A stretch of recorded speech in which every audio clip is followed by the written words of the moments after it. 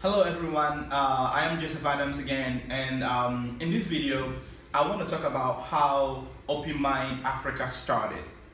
I have been doing early childhood education in China for years now, and usually I work for publishing companies.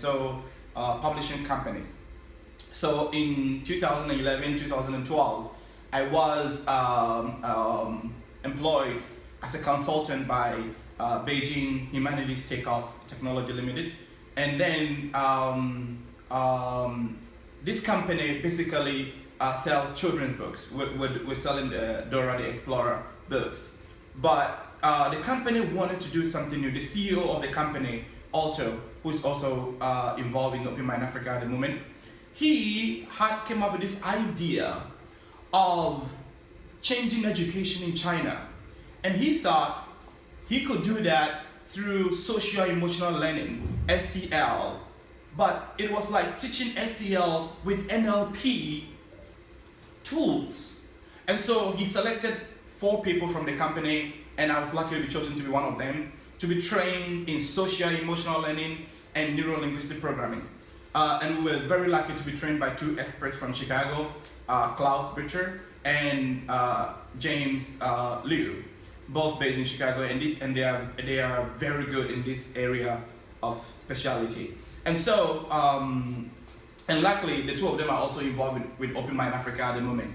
So at the end of the training, for all that I was learning, after the training ended and we started using everything that we have learned in developing curriculum for Chinese students and for Chinese market, it hit me one day that for everything that I know now, for all that I've learned, if I had known these things when I was in St. James Seminary in Ghana, it would have made such a huge difference in my life, because I have now come to have some tools that I was thinking back to my time in St. James, and I was thinking, if I had known these things, I would have made different choices. I would have turned out differently.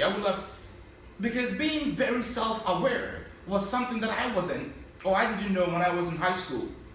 So if I would have been very self-aware, if I had learned to manage myself better by knowing self-management, if I had learned to make very responsible decisions, like what tools, if I had learned about grit, if I had learned about growth mindset, if I had learned about neuro-linguistic programming and all the tools that I have in my hands that I can always be at peak performance all the time, I think I will have made an amazing person. I mean, I'm not saying I am bad now, but I always think that I will have made so many different choices than I did, So with that thinking, I decided, why don't I take it back to Africa and do it for the students who are there?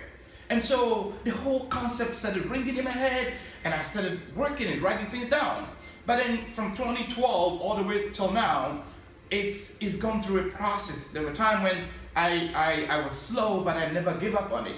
And I like the fact that I'm reading grit right now, and it's like being gritty is holding on to these things, and it's something that I did. And I worked on Open Mind Africa since then up until where we are today. So the idea started with Beijing Humanities Takeoff to where we are today. But Open Mind Africa is way more than the program that we started with in Beijing, because we were doing it for 3 to 6-year-olds. But right now, I have changed Open Mind Africa to be dealing for now with senior high school students in the Brang-Ahafo region, and we are going to also be using it for early childhood educators in Africa, and we're going to be doing primary school, and we're going to be doing all the way even to university. That is how far the program has come since we started in 2012. Thank you for watching.